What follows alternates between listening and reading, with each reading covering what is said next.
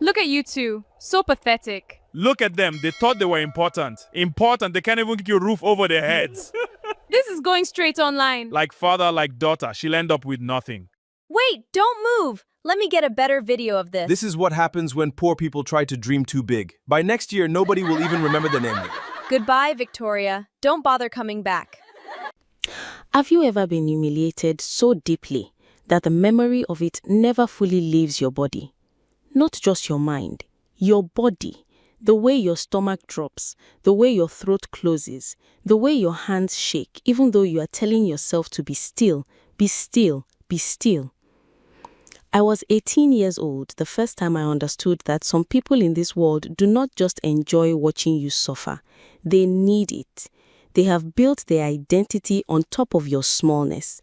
And the moment you threaten to grow, they will do anything to push you back down. My name is Victoria Adaize Obi. And this is the story of how I was pushed down, how I got back up, and how I made sure that every single person who stood and watched and laughed lived long enough to understand exactly what they had done. My father's name was Emeka Obi. He was not a bad man. I need you to hear that before I tell you the rest, because the rest is ugly, and I do not want you to think his ugliness was all he was. He was also the man who used to carry me on his shoulders to the market on Saturday mornings, calling out to people, "You see this girl? This one will be a doctor one day." He was also the man who sang badly and loudly in the bathroom every morning, so badly that my mother, Adaize, would press her lips together to hide her smile while pretending to be annoyed. But Emeka Obi had a sickness that took everything. Palm wine first, then kai kai, then whatever was cheapest and most available. By the time I was 14, he had borrowed money from half the village. By the time I was 17, he had borrowed from the other half. When he died, collapsed outside Clement Ongosu's drink joint on a Thursday evening, his heart finally surrendering to what his will could not, he left behind one grieving wife, one teenage daughter, and a debt list so long that it took the village moneylenders 3 separate meetings to tally it all up. The men who came to collect that debt did not come quietly. They came like a procession, like something ceremonial, like they had been waiting for this moment and wanted to dress it properly. Gideon Chukwu came first. He owned the biggest provision store in the village and 3 rental properties on the main road. A fat man with small eyes and the kind of smile that never fully reached them. He stood in our doorway with a document in his hand, a document my father had apparently signed on a night I do not want to imagine, and told my mother that the small plot of land our house sat on had been used as collateral for a loan 3 years ago. My mother stared at him. "Emeka signed this without telling me," she said. Her voice was very quiet. Gideon shrugged. He actually shrugged. "Madam, with due respect, the agreement is between me and your husband. Your husband is gone, the debt remains." Then came Mama Sonia, whose full name was Mrs. Blessing Adokwe, though nobody called her that. She was the most powerful woman in the village market, a trader who had turned groundnut oil into an empire over 30 years. She was also the most dangerous because she did her cruelty with a soft voice and a face arranged into permanent sympathy. She sat across from my mother in our parlor, teased at the state of our ceiling, and told her gently, kindly, with her hands folded and her voice full of sorrow, that the sewing machine and the small generator my father had borrowed money to buy both belonged to her now, as per the terms of a loan agreement she produced from her handbag, like she had been carrying it there for months. Because she had. She had been waiting. And then there was Lawrence Ebuka, the man I hated most. Not because he was the loudest or the most aggressive. He wasn't. Lawrence was quiet, educated. He wore glasses and drove a clean car and went to church every Sunday in the front pew. He was the kind of man people called responsible. He had been my father's closest friend for 20 years. He came to our house on the 4th day. He sat down. He asked after our well-being. He accepted the cup of tea my mother offered because she was that kind of woman, the kind who offers tea to people who are about to destroy her. He drank it slowly. Then he put down his cup, opened his briefcase and placed a document on the table that made my mother's face go completely white. The land. Not just the plot our house sat on, the family land, the full parcel my grandfather had cleared with his own hands and passed to my father. 2 plots with the old guava tree at the corner that my mother used to make juice from every Christmas. My father had borrowed against all of it. Lawrence had the papers, clean, signed, witnessed papers. My mother said, in a voice I had never heard from her before, hollow and far away, like something speaking from inside a well, "Lawrence, you were his friend." Lawrence looked at her over his glasses. "Adaize, I was his friend, not his bank. The agreement was legal. I am sorry for your loss." He stood up, buttoned his jacket, picked up his briefcase and left. My mother sat at that table for a very long time after he left. I sat across from her, watching her face, watching her try to find a place inside herself to put what had just happened, and I felt something happen inside me that I did not have a name for then. I have a name for it now.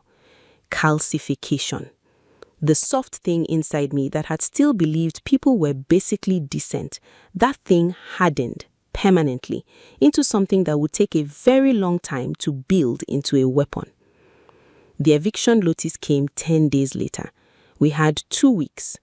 I will not spend too many words on the morning we left because those words will cost me something I no longer wish to spend on those people. I will tell you only the essential things. I will tell you that it was a Saturday, that it rained briefly in the morning and then stopped, like even the sky could not commit to morning for us. I will tell you that we packed everything we owned into 2 bags and 1 box, and that the box was too heavy for my mother to carry, so I carried it myself, even though my arms shook. I will tell you that people came out to watch. Some of them I had known since I was a child. Mrs. Ifelma, who had once treated my fever when my mother had no money for a doctor. Brother Tunde from the church choir, who used to say, "God bless you," every Sunday, like he meant it. Children I had played with in this same red dust, whose mothers knew my mother. They stood and they watched, and none of them, not one of them, said, "This is wrong." I will tell you about Sonia. Sonia was Mama Sonia's daughter, 20 years old, fair-skinned, always dressed like she had somewhere important to be, even when she was just buying pepper in the market. She had made my life a particular kind of hell throughout secondary school, the quiet, sustained kind of cruelty that doesn't leave visible marks. Whispering, excluding, looking at my second-hand uniform with that particular expression that means, "I see you and I find you disgusting." She stood near the front of the crowd that morning with her phone raised. She was recording. She was recording us being evicted. My mother, our furniture on the road, our 2 bags. She was recording it to share. And she was smiling while she did it. I looked directly at her camera for one long moment before I turned away. I want you to understand. That was not defeat in my eyes. That was me memorizing her face. My mother and I walked down that red road with everything we owned and the entire village watching our backs. Nobody called after us. Nobody came running. The road was just road and we were just walking, and the village shrank behind us like something that had never deserved to be home. When we reached the junction, my mother sat down on a concrete block, wrapped herself around her, and wept. I stood over her. I did not cry. Not because I felt nothing, because I felt too much to afford tears. I put my hand on her shoulder and I made her a promise. I did not say it out loud. I kept it inside where it would stay hot. I will come back, and when I come back, not one of them will be able to look at me without feeling what you are feeling right now. We took a bus to Onitsha with 3,000 naira and a phone number my mother had for a distant cousin who owed us nothing and knew it. The cousin, a woman named Favor, let us sleep in her corridor for 6 weeks before the guilt of it, or perhaps the inconvenience of it, moved her to help my mother find a single room in a compound nearby. The room was small enough that when we both lay down at night, our feet nearly touched the opposite wall. The ceiling had a water stain shaped like a hand. I stared at that stain so many nights I began to see it as a clock. I will not romanticize those years. There was a period when my mother and I ate garri twice a day for 11 days straight because the trading capital she had started with ran out before the small provision business she was trying to build could stand on its own. I know the exact texture of that particular hunger. The way it stops feeling like pain after a while and starts feeling like weather. Just something that exists, just something you move through. I hawked groundnuts near the motor park before school. I washed clothes for a woman on our street on weekends. I did not tell anyone at the school I eventually enrolled in what my situation was because I had learnt very young that people do not treat information about your poverty as a confidence. They treat it as entertainment. What saved me, the thing that truly saved me, was numbers. I had always been good with numbers, not in the way teachers mean when they say a student is good at mathematics. I mean something more intuitive than that. I could look at a transaction and feel where the weight was. I could look at a market and understand what was moving and what was standing still.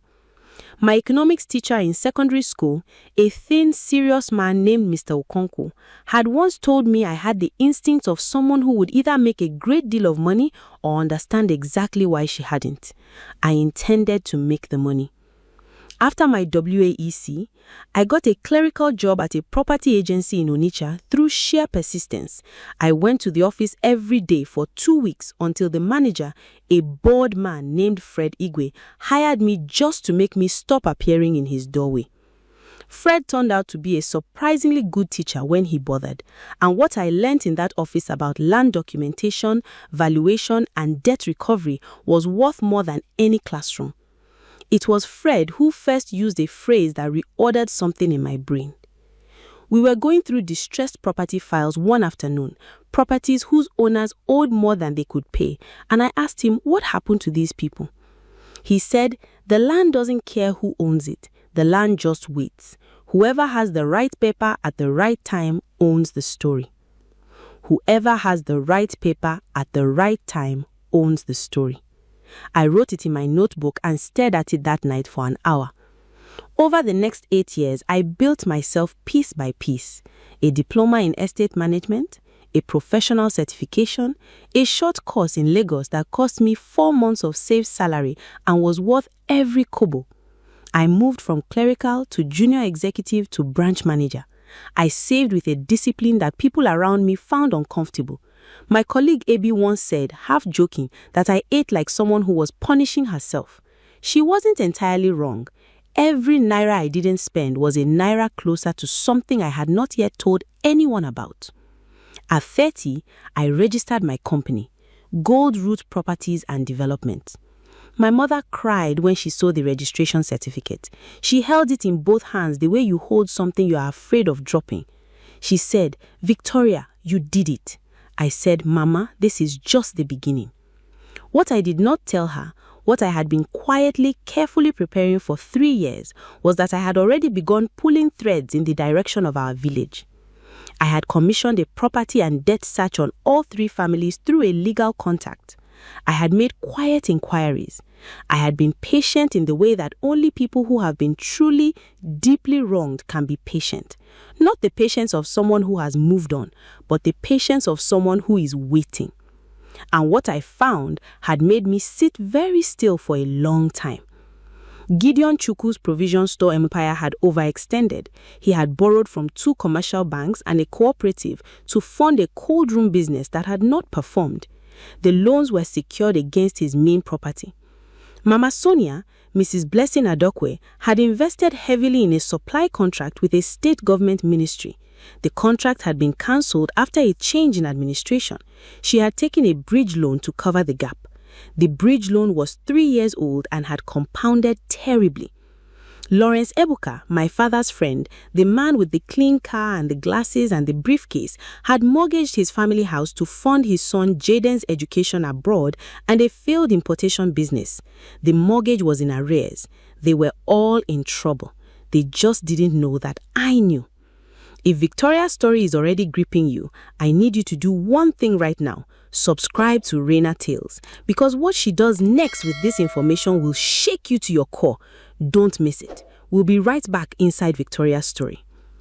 I spent the next 14 months acquiring their debts through a company I set up specifically for this purpose, a holding company with a neutral name registered in Abuja with no visible connection to me or to Goldroot.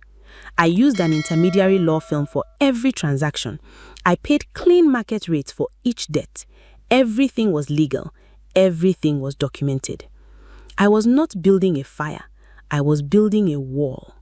A wall around every asset those three families used to stand tall while my mother wept in the road. When the last acquisition closed, I sat in my office in Onitsha for a long time without moving. Then I called my mother and told her I was going home. She asked me why. I said, because it is time. I drove into the village on a Wednesday morning, alone. No convoy, no announcement, no drama. Not yet. I had learned in 12 years of business that the loudest entrance is rarely the most powerful one. Real power arrives quietly and lets people discover it on their own terms, so that by the time they understand what is happening, it has already happened. I wore a simple black dress and flat shoes. I had my driver drop me at the junction and I walked the last stretch on foot, the same road I had walked out of 12 years ago, carrying a box too heavy for my arms. The road was the same, still red, still dusty. The mango tree at the Onuosu compound was bigger. The church had been repainted. A new barbing salon had opened in what used to be an abandoned store. People recognized me slowly, the way you recognize something you are not sure you are allowed to believe in. A woman near the borehole stopped, made conversation, and stared. Two men outside the barbing salon watched me pass with narrowed eyes, performing the mental arithmetic of memory. A child ran ahead. I don't know why children always run ahead at moments like this. Some instinct for announcement. And by the time I reached the market square, there was already a current running through the village, a whisper moving faster than I was walking. Is that not Emeka Obi's daughter, the one they drove out? Is that not Victoria? I bought a sachet water from a woman I did not recognize, drank it, and kept walking. I had one stop to make before anything else. I went to the guava tree. It was still there at the corner of what had been my grandfather's land and was now, on paper, mine. Still rooted, still bearing fruit, indifferent to everything that had happened around it, the way trees are. They outlast our cruelties simply by not paying attention to them. I put my hand on the back and stood there for a moment. Then I took out my phone and called Efe, my operations manager. I said, begin. The letters went out that afternoon. Formal, legal, printed on the holding company's letterhead. 3 separate letters to 3 separate addresses, each one informing the recipient that their outstanding loan obligations had been acquired and were now due in full within 45 days, or enforcement proceedings would commence under the terms of the original agreements. 45 days, not 60. I had deliberately shortened the window. I wanted them to feel the ground shift faster than they could steady themselves. By Thursday evening, the village had caught fire. Not literally in the way that information burns through a small community when it carries enough heat. Gideon Chukwu had reportedly read his letter 3 times and then sat in his store for an hour without speaking to any customers. Mama Sonia had immediately called her lawyer, who had called the holding company's lawyers, who had been politely and thoroughly unhelpful. Lawrence Ebuka had driven to Alka to consult a legal friend. I heard all of this through Chisom, a woman who had been kind to my mother when we were still in the village, who ran a food store near the market. Chisom had my number because my mother had given it to her years ago. She called me on Thursday night, her voice both excited and frightened, like someone watching a controlled fire from what she hoped was a safe distance. Victoria, she said, these people are shaking. The whole village is shaking. Is it true that the holding company is yours? I said, it will be confirmed soon enough. Gideon came and asked me if I knew where you were staying. And what did you tell him? I told him I didn't know, which was true at the time. A pause. Victoria, what are you planning? I said, Chisom, Do you remember the morning they put our things in the road? A long silence. Yes. Do you remember what you did? Another short silence. I watched. I didn't say anything. I have felt bad about that for a long time. I know, I said. You are not who I am coming for. On Friday morning, Gideon Chukwu came to find me at the guest house where I was staying. He was not what I had expected physically. He was older, smaller somehow than memory had made him. The fat was still there, but it had shifted, softened. His eyes were still small. They were also, for the first time in my experience of them, afraid. He sat across from me in the guest house sitting room, and he spoke for a long time about community, about understanding, about the complicated nature of debt, and how my father had been a willing participant in those agreements. I let him speak. When he finished, I said, Gideon, do you remember Sonia recording my mother on her phone while we were being evicted? He blinked. The shift in subject destabilized him, which was the intention. That has nothing to do with, do you remember, I said, that nobody in this village said one word in our defense, not one person told you that what you were doing was wrong? He opened his mouth. The debt is real. The papers are legal. I did not forge anything or steal anything. I simply bought what was available, the same way you bought what was available 12 years ago. I leaned forward slightly. Gideon, the difference is, when you took from us, we had nowhere to go and nothing to fall back on. You knew that. You used that. Don't come to me now talking about community. He left without what he came for. Mama Sonia did not come herself. She sent Sonia. Sonia, who had stood in the crowd with her phone raised, smiling. I want to tell you about the moment Sonia walked into that guest house sitting room because I have replayed it many times and it still contains things I am still learning from. She was 32 now, still fair-skinned, still carefully put together, wearing a dress that suggested she had taken care with herself before this meeting. But something in her face had been rearranged by years and by the news that had broken over her family in the past 48 hours. She looked like a person who has rehearsed something and then, arriving at the moment, realized the rehearsal was nowhere near sufficient. She sat down. She did not begin with pleasantries. She said, "My mother cannot pay the full amount in 45 days. You know that." I said, "I know the amount. I don't know what your mother can or cannot do." "Sonia," she said, my name the way people say the name of someone they need something from, carefully, with weight. "We are asking for an extension, 6 months. My mother will restructure." "Sonia," I said. She stopped. "Do you remember the morning you filmed us?" The silence that followed was different from any silence I had experienced in that room. It had texture. It had heat. "Sonia, I was 20 years old. Do you still have the video?" She looked at me. Her jaw moved once without producing sound. "Did you post it? Did your friends see it? Did you laugh about it afterward?" "I was stupid," she said, and her voice cracked on the last word in a way that sounded real enough that I felt something move in my chest. "I was young and I was stupid, and I have thought about that morning more times than you know." "More times than I know," I repeated. "Sonia, I have not had a single week in 12 years where I didn't think about your face above that phone." She put her hand over her mouth. "Here is what I want you to understand," I said. "I am not extending that deadline because your mother needs more time. I am not extending it because of community or because of shared origin or because of any version of the story where I am the one who needs to be reasonable." I held her gaze. If your mother can restructure and pay, she should begin that process now, within the original timeline. My lawyers are available to discuss a payment structure within the 45 days if she can demonstrate capacity. That is the only flexibility I am offering. Sonia stood up. Her eyes were wet.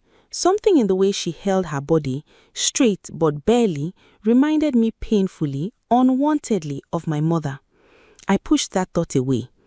She said at the door without turning around, "You became everything she always said you would never be."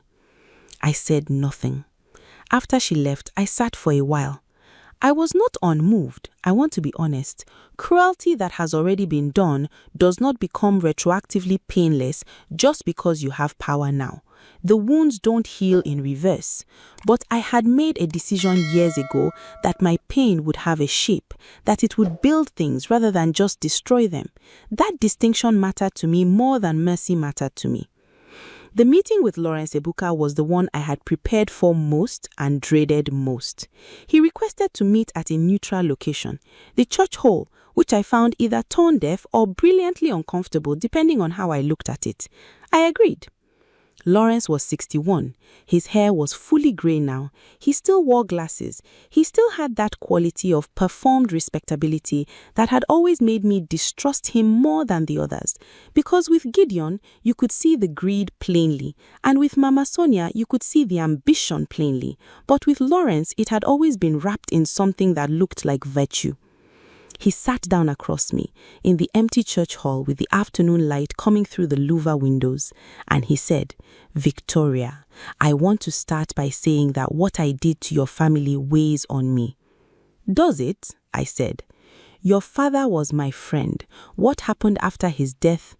You sat in our parlor, you accepted my mother's tea, then you opened your briefcase and took our land." His hands folded on the table tightened slightly. The agreement was legal. "Yes, so is mine," I said. He looked at me for a long time, performing, I thought, the expression of a man who is in conversation with his conscience. "I have a question for you, Lawrence," I said, "and I want an honest answer, not a legal answer, an honest one." He nodded carefully. "Did you know when my father was alive and borrowing that he was an alcoholic who did not understand what he was signing?" The silence was its own answer. "Did you give him those loans anyway, knowing that?" Emeka was a grown man. "Did you know?" He looked away. "Yes, I knew, finally." I sat with that for a moment. "Then we are done here," I said. "My lawyers will handle the rest." I stood up and I walked out of the church where Lawrence Ebuka had sat in the front pew every Sunday for 30 years, performing goodness, and I did not look back. The 45 days came and went. Mama Sonia made a partial payment, significant, but less than a third of what was owed. My lawyers informed her that partial payment did not suspend enforcement proceedings and that the remainder was still due. She made another payment. It still was not enough. Gideon Chukwu's lawyers attempted 3 separate legal challenges. All 3 failed. The documentation was clean. Every acquisition had been above board. His lawyers were fighting paperwork with frustration, which is not a winning strategy. Lawrence Ebuka did not attempt to fight.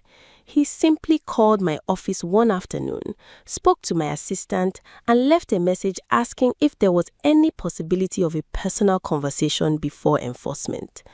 I did not return the call. The enforcement of Gideon's property was the first, and the village watched it the way villages watch things, from doorways and compound gates, and behind the pretense of other business. The locks went on. The formal notice was posted. Gideon's provision store tenants, there were 4 of them by this time, small businesses renting units in the building, had been notified in advance and given 60 days relocation support, which I had insisted on and paid for myself. They were not Gideon. They did not deserve to absorb his consequences. Gideon himself stood outside his store on the morning the enforcement team arrived and watched it happen. Chisom, who called me that evening, said he had not said a single word the entire time. She said, "Victoria, he just stood there like wood. The same way," I said, "the same way we stood." She was quiet. "Yes," she said, "exactly like that." Mama Sonia's enforcement came a week later. Her main property, the large building she had built from 30 years of market trading, the one she had walked around in like a queen, the one that Sonia had grown up in, went into receivership. Sonia called me that evening, not to negotiate. She had passed that stage. She called and she said only, "I hope you feel what you wanted to feel." And then she hung up. I thought about that for a long time. Did I feel what I wanted to feel? Not exactly. Watching cruelty catch up to people is not as clean or as satisfying as the imagination makes it when you are standing inside the moment and not dreaming of it from a distance.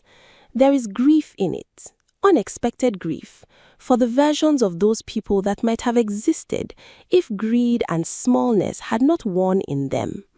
There is also something that is not grief, a settling, a leveling, a feeling like a door closing on a room that had been open and cold for too long. Lawrence's house was the last.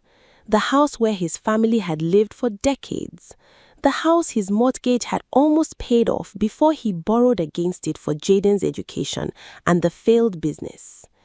Jaden had apparently returned from abroad 2 years prior, his degree earned, with no knowledge of the full extent of what his father had done or what was now happening. He came to find me. He was 28, taller than his father, without the glasses, with a directness about him that I had not expected. He said, "I want to understand what my father did." I told him, plainly, all of it. He sat with it. Then he said, "Is there anything that can be done to keep the house?" I said, "The balance is significant. Can you cover it?"